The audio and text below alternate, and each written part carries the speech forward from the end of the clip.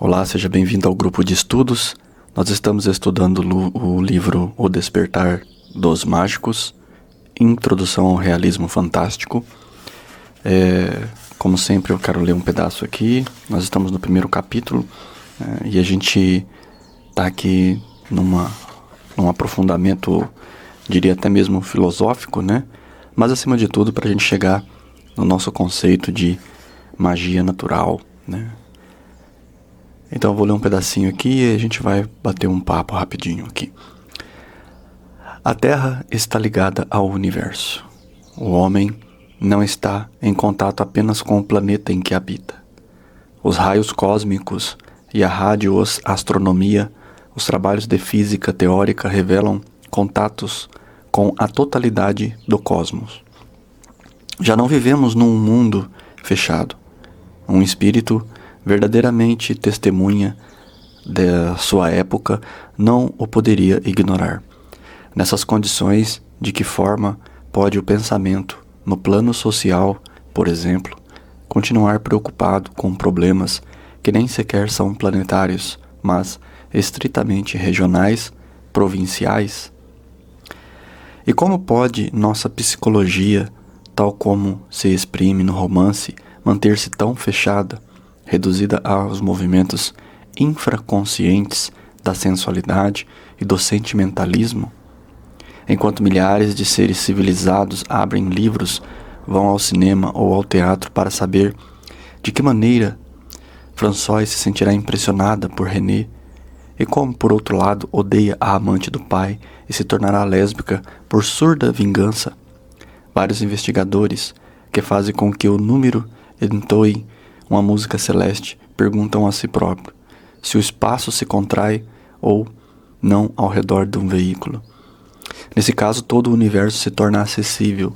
Haveria possibilidades, durante o espaço de uma vida humana, atingir a estrela mais longínqua? Se tais equações fossem confirmadas, o pensamento seria alterado? Se o homem não está limitado a esta terra, novas interrogações terão que fazer-se a respeito do sentido profundo da iniciação e dos eventuais contatos com inteligências do exterior. Esse pedaço aqui, né, o primeiro capítulo. Ele é dividido por pequenas frações, né? E dentro do primeiro capítulo há uma outra fração aqui, né, de pensamento. Mas aqui é nítido, né, que ele está falando aqui que o homem pode ter contato com diversas forças do universo, né? E aí ele fala da pequenez humana, né, das pessoas que estão preocupadas com as suas vidinhas, né? E ao mesmo tempo não se dão conta de todo o monstruoso movimento que existe para harmonizar a pequena vida que é a vida do planeta, né? Então ele vai falar sobre o sentimentalismo, sobre os sentimentos das pessoas, né, que estão buscando... O livro é feito numa época em que não é como hoje, né, que nós temos as distrações da internet, né? Então ele fala do cinema, do teatro, né? E ele fala que as pessoas estão indo só atrás de uma história de romance, né?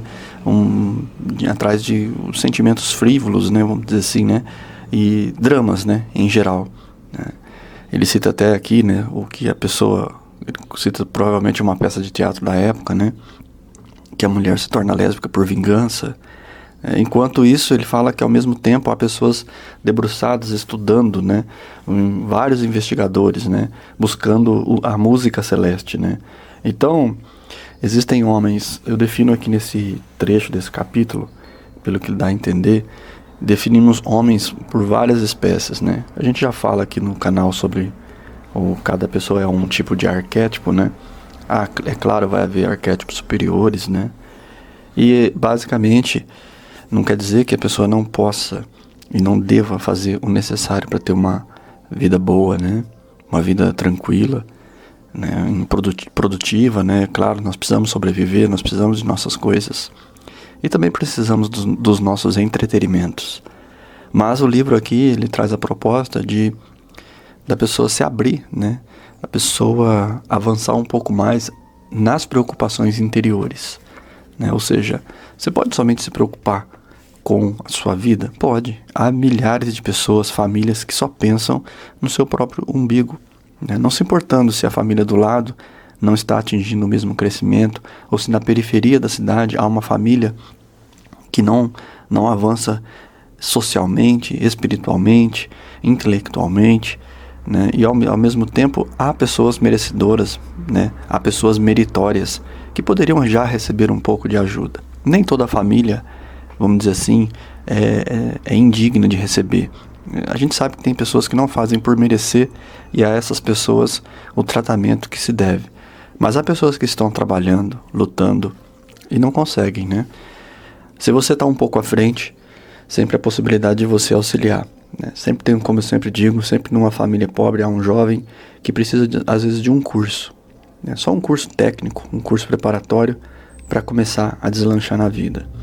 Dali, se você for o primeiro pontapé, com certeza você vai ter feito uma grande magia natural. Eu acredito nisso. A magia natural, ela é isso. É um ato provocado consciente, né, em que você já tem um conhecimento, domina uma área da vida, domina parte desses conhecimentos que a gente debate aqui no canal. E todo conhecimento ele tem que ser feito na prática. Às vezes tem uma menina, né, jovem, adolescente, 16 anos, tá ali, gostaria de fazer um curso de manicure, pedicure, mas às vezes falta coisa banal, que para você pode ser, você pode se privar um pouco durante um mês de alguma coisa e carregar por toda a sua vida um pouco da energia de que alguém iniciou uma vida proveitosa devido a uma ação sua, devido a um ato seu. Então, mas quando a gente está muito afastado, é como ele coloca aqui, quando a gente está muito ligado a outras coisas, a gente não consegue ver o mundo macro. A gente só vê o micro, né? A nossa vida, o núcleo de nossa vida, tudo só o que acontece ali, e a gente não entende, né? Tudo que está acontecendo na nossa sociedade em volta, né? Então, no outro capítulo ele vai abordar um pouco de sociologia. Então, ele também cita aqui algumas coisas que é interessante a gente estar complementando, né? Aí ele já dá uma forçada aqui legal, né, nessa parte aqui que é mais mística, né? Não se deve acreditar que o tempo decorrido regressa ao nada. O tempo é uno e eterno. O passado, o presente e o futuro não passam de aspectos diferentes, gravuras diferentes, se preferir, de um registro contínuo e invariável da existência perpétua. Bonito, né? Bem pensativo, né? Isso aqui é uma frase que é muito falada pelos discípulos de Einstein, né? Então ele coloca aqui como uma indagação, né? Então nós nesse primeiro capítulo entendemos que ele traz uma visão científica, né? Ao mesmo tempo física do homem, né? Então ele coloca assim: o viajante que sobe o Sena de barco sabe antecipadamente as pontes que encontrará. Nem por isso é menos senhor de suas ações, nem menos capaz de prever o que poderá acontecer inopinadamente. Então aqui ele fala: liberdade de vir a ser no centro de uma eternidade que é visão dupla, admirável, visão do destino humano ligado à totalidade do universo. Muito bonito, né? Isso aqui é quando ele cita a questão da liberdade, né? A pessoa, apesar de você saber tudo que acontece, como acontece, você tem a liberdade de optar. Você tem a liberdade de usar essa ciência ou não. Cabe a você decidir se deve utilizar ou não. Então ele vai citar aqui, né? Ciência sem consciência não passa de uma ruína da alma, mas consciência sem ciência é uma ruína idêntica. Então você vê, se a ciência não trazer a consciência, vai ser uma ruína.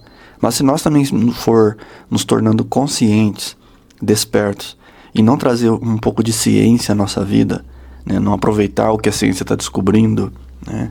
Para melhorar a vida humana, ou você usar todos os recursos tecnológicos hoje ao benefício do desenvolvimento com consciência, imagina até onde você pode chegar, utilizando de maneira concreta, de maneira boa, tudo aquilo que você precisa.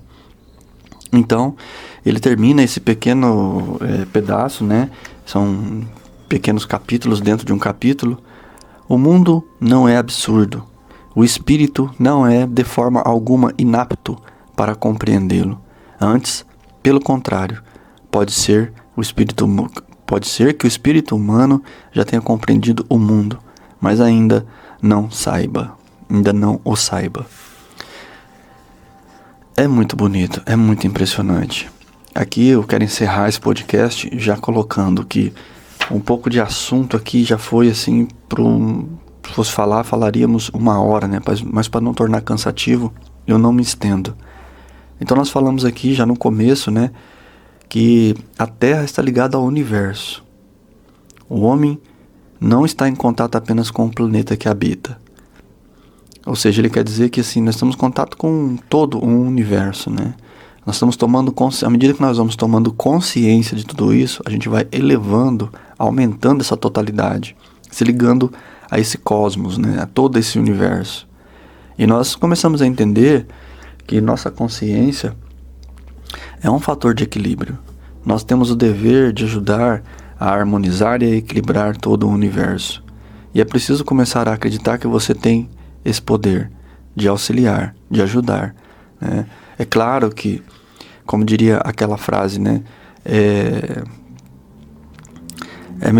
É melhor você não contar muito com Deus, mas com certeza Deus conta com você, né? Então, assim, Ele não coloca tanta responsabilidade nas suas mãos, mas Ele conta com você para esse auxílio. E o equilíbrio já é feito por vários espíritos que já estão ajudando, já estão acreditando, né? Ele coloca também que o tempo regressa ao nada, ou seja, que o tempo, não se deve acreditar que o tempo decorrido regressa ao nada. O tempo é uno, é eterno. O passado, o presente e o futuro não passa de aspectos diferentes. É isso que a gente sempre comenta, né? Que nós podemos, às vezes, nas meditações, voltar ao passado, organizar algumas coisas, e com isso a gente organiza o presente. E organizando o presente, é claro que o nosso futuro fica diferente, né? Tudo está ligado. E por fim, como eu falei, né? Ciência sem consciência não passa de uma ruína. Mas a consciência, sem utilizar a ciência, também é uma ruína idêntica. E ele coloca, como sempre, um aspecto de acreditar no ser humano, né? O espírito não é de forma alguma inapta para compreendê-lo. Antes, pelo contrário. Pode ser o espírito humano já tenha compreendido. Pode ser que você já esteja sabendo de tudo isso que eu estou falando. Mas alguma coisa dentro de você bloqueia esse conhecimento.